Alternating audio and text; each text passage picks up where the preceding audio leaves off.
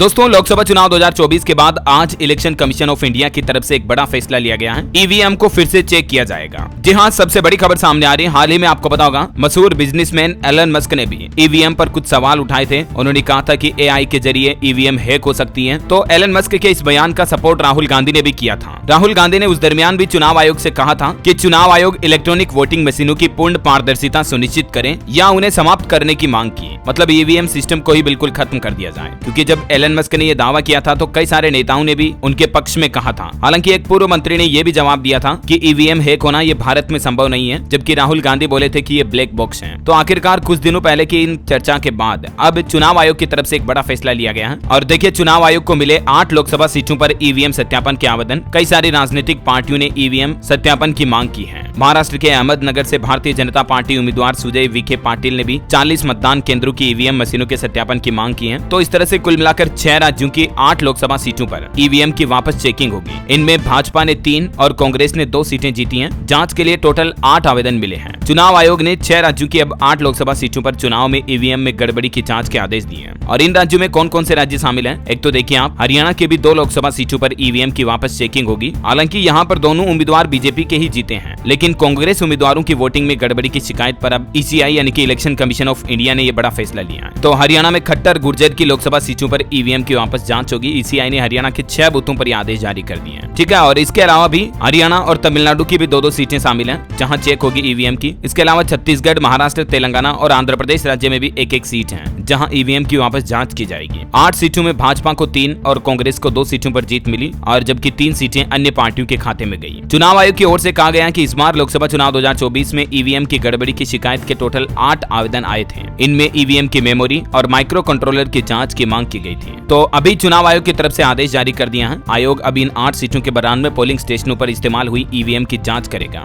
इसके अलावा भी चुनाव आयोग ने आंध्र प्रदेश और उड़ीसा की 3 विधानसभा सीटों की ईवीएम की जांच के भी आदेश दिए हैं। आयोग यहाँ के 26 पोलिंग स्टेशन पर ईवीएम में गड़बड़ी की जांच करेगा। तो देखते हैं दोस्तों, इस जांच में हमें यह भी पता चल जाएगा कि क्या वाकई में कहीं ईवीएम में गड़बड़ी होती है या नहीं। ये जांच की जब रिपोर्ट सामने आएगी तो हम सबको सच्चाई भी पता चल जाएगी। आगे जो भी अपडेट आएंगे मैं आपको बता दूंगा इसी चैनल डीएलएस न्यूज के माध्यम से। तो बिल्कुल जुड़े रहेगा आप मेरे साथ। चैनल को सब्सक्राइब करके बेल आइकन जरूर दबा दीजिएगा। इस वीडियो को लाइक और शेयर जरूर करना। जय हिंद, जय भारत, वंदे मातरम।